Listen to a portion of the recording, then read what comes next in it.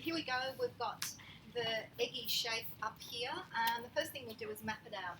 You've got all of that information on your handouts, and it's on your handouts in various forms. So you can look at those, you can watch up here, it's up to you which works best for you. So the first thing you want to do is divide that egg in half, both front down the centre and across the middle. Please don't use a ruler for this. Please start using your just hand-eye coordination, work freehand. Make sure that this isn't too sharp down the bottom here. You want a little bit of roundness, so not too pointy and not too rounded. Okay, so the next thing we want to do is the bottom half we're going to cut in half again, there, and the top half we're going to cut in half again. And I'll continue to do that. I'm going to split the top half in half again and the bottom half in half again. And those are going to be my maps, my marks for different spots on the face.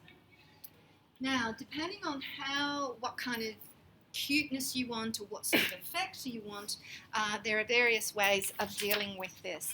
What I also suggest is that you guys have some nice pictures out in front of you so that you can refer to those as well while you're doing this sort of thing, so that it doesn't just look like this, which tends to become a little bit robotic, if you like, but it's kind of nice to have something in front of you that helps you make it look like what's here. Okay, so the next thing I want to do is put some eyes on it. So the eyes are going to be oval shaped, so a little football shape. Now what happens here is I'm going to put one in the middle, 2.5, 2.5. Roughly, we've got 3.5 on both sides to 5. 5 is a little bit too much.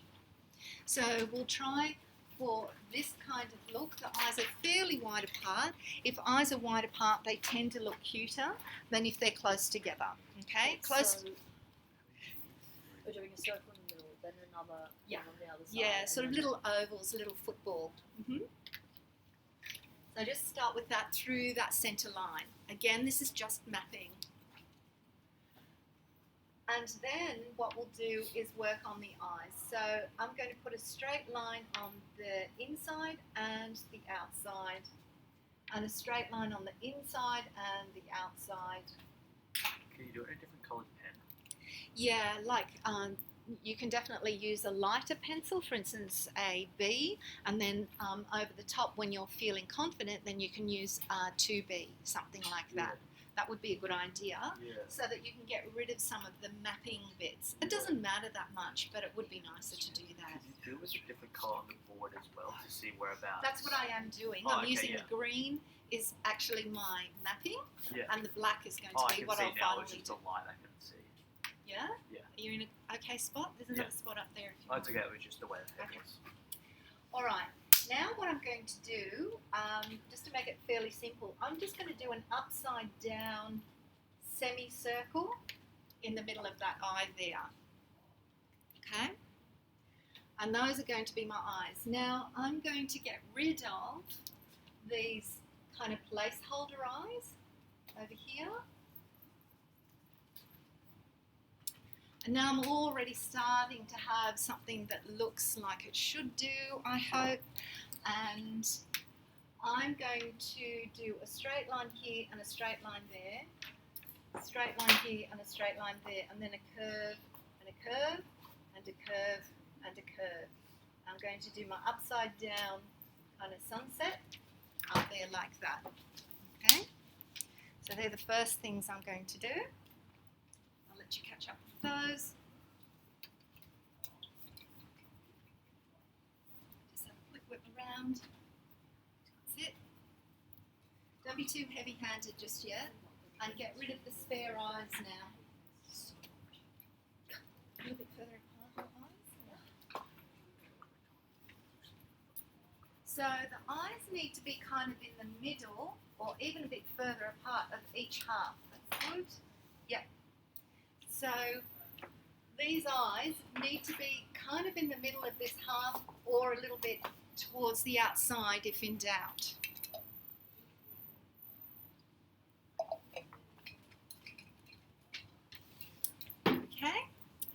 And now what I'm going to do is close down that eye.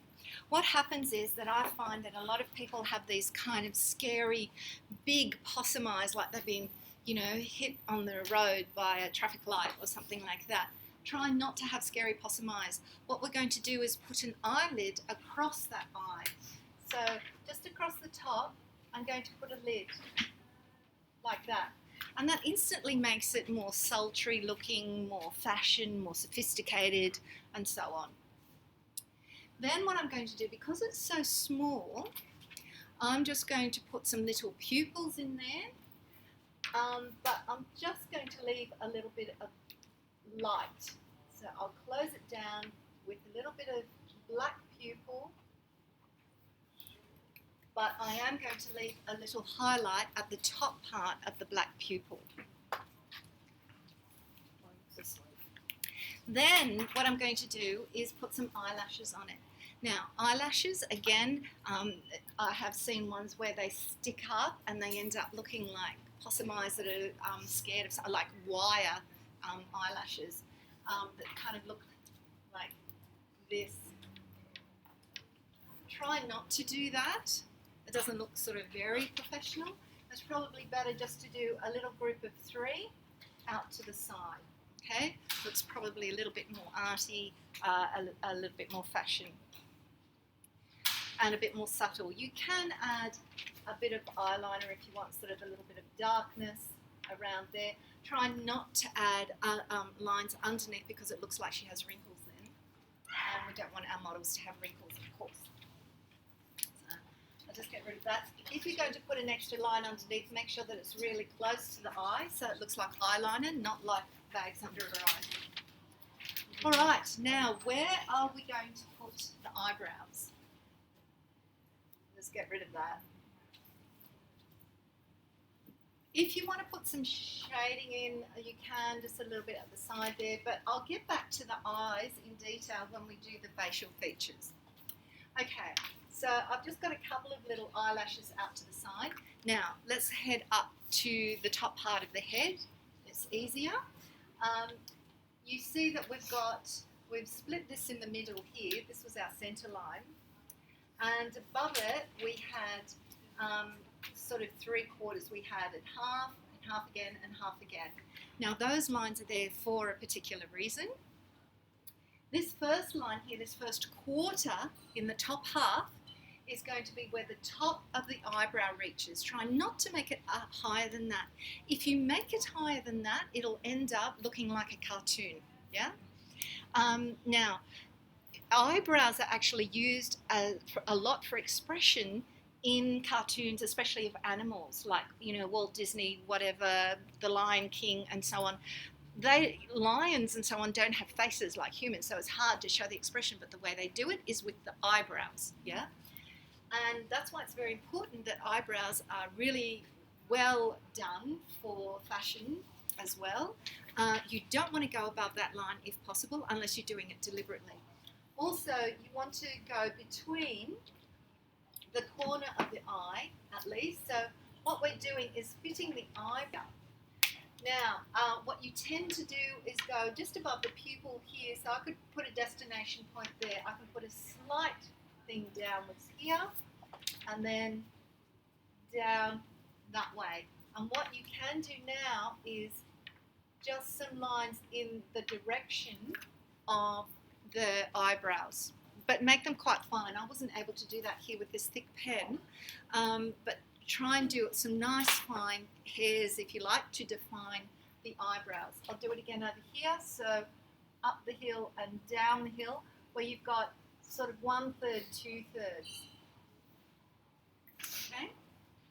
That would be a great start. Again, this is an area where you can experiment and become expressive and decide how you would like your person's eyebrows to be. You might like them straight all the way across.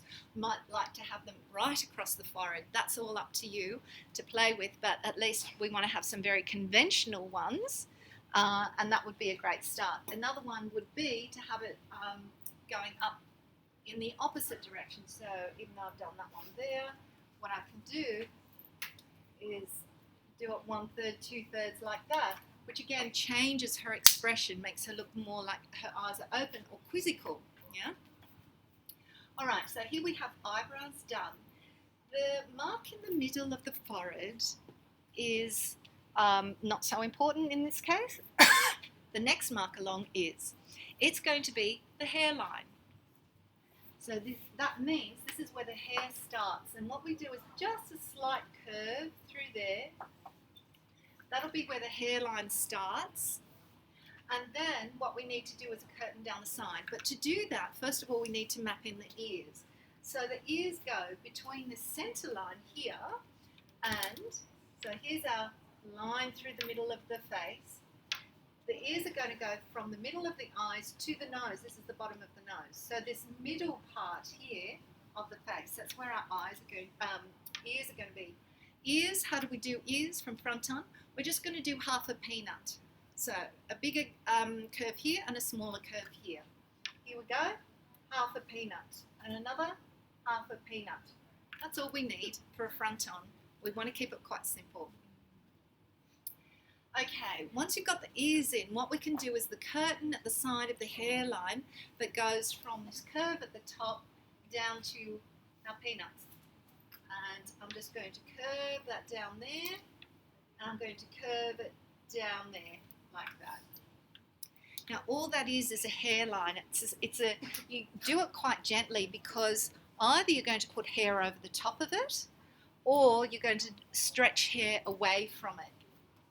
If you stretch hair away from it, like, you know, it's pulled back, we're going to do the hair now, but we're going to do it in little groups.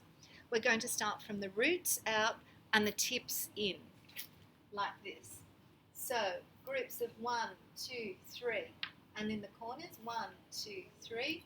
In the corners again, 1, 2, 3, and then down the sides, 1, 2, 3, and 1, 2, 3. Now what you can do is go in the middle. Through here you might do a couple more, like that. And then what we're going to do is go from the back to the front. So it's a little bit tricky to do it with the thick thing here. But we're kind of going to go thicker bits on the edges so that it reaches right across into where the hair comes across the head, basically. Okay, so thicker at the roots and thicker at the tips, and it kind of leaves a gap in the middle, and that theoretically should leave a little bit of shine through the middle of your hair. So that there's a gap in the middle, sort of a gap of shine. Hopefully that's working like that for you as well. If you want to give her a little bit of a bun on top, we can. We'll do that. And again, you can swirl it out in groups and kind of in leafy shapes. And once you've got those little groups of 3, then you can go with single strands in between and again go from the outside in, so that you end up with a bit of shine where you kind of haven't done it. Okay, so quite dark from in the middle and dark at the edges, and leave some shine in the middle. Something like that. If it's looking too even, you might want to go back and do some darker bits, like at the corners, at the temples, and maybe through the middle, that sort of thing. Maybe coming out of the ears. Okay.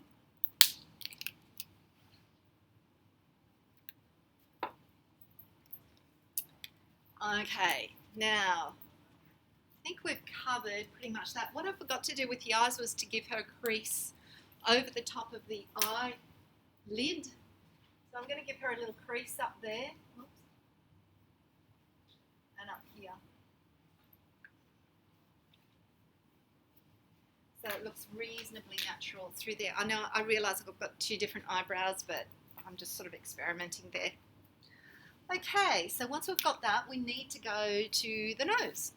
For a front-on nose and for a nose with, for a fashion figure, definitely do not use a line. There are no lines on noses. They're soft, cartilagey, pliable things. Yes, there are shadows, and yes, there's a ridge, but there is no line. So please do not put a line down the front of the nose. Always looks ugly. What you can do is put a little line underneath, because it casts its own shadow underneath this triangle part of the nose. There you can put a bit. So I'm going to do sort of a flattened M there to start off with, and I'm just going to sort of darken it underneath there. Oh, it's almost impossible with this. It's not doing it for me, sorry.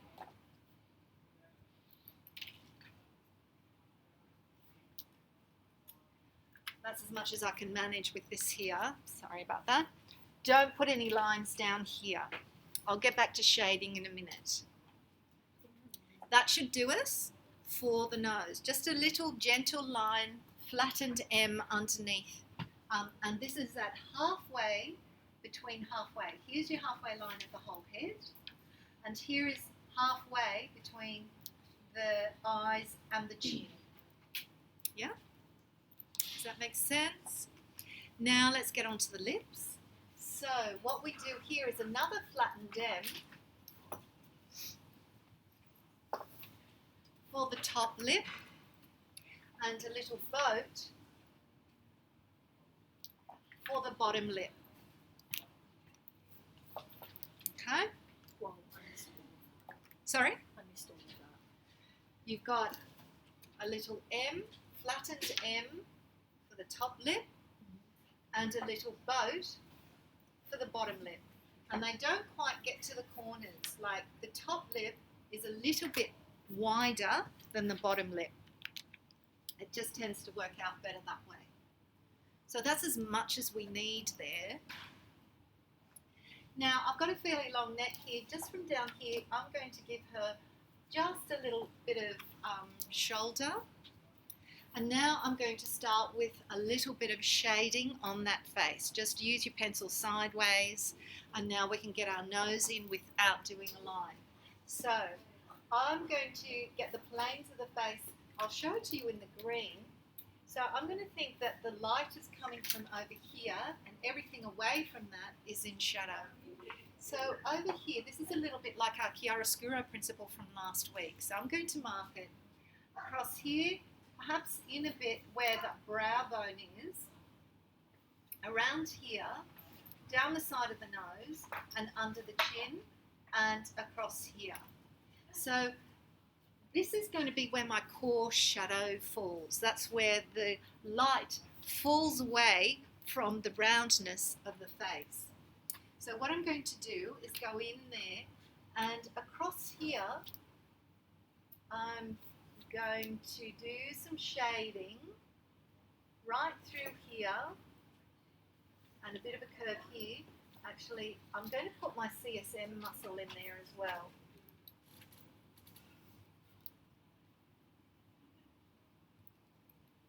So underneath the chin, there's definitely a triangle. What happens with these whiteboard markers is they kind of rub themselves out, which is a bit tricky. Down the side of the cheekbones, I give her core shadow. Down the side of her nose and inside the corner of the eye, she gets some shadow. Around here, underneath the brow bone, and up the side of the forehead. So you can do it now lighter out here. So what we end up with is this sort of cheekbony part underneath here is quite dark, underneath the cheekbone. Oh, sorry, it keeps rubbing itself out if I go over it, which makes it a little bit difficult. So what we've got is underneath the cheekbone it gets quite dark, but then you leave a little bit of lightness here at the corner of the jawbone. Okay, so there's lightness over here, and then it casts the shadow underneath here again. Then we've got the CSM muscle, which tends to be in light, and maybe that works like that, I don't know. So we just need a little bit of lightness for that as well.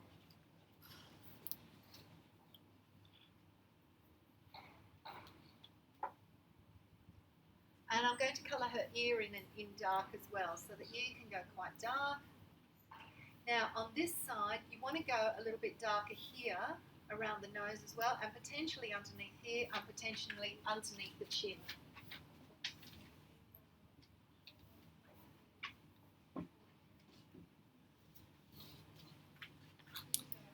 So, I'm unable to do this any better than that with this pen, but hopefully you've got some shading that looks like that, and that pretty much covers that one. Do keep an eye on the pictures that you've got in front of you as well, and check in with them to see if they're working. Don't get the side of the nose, yeah. Nice. Cool.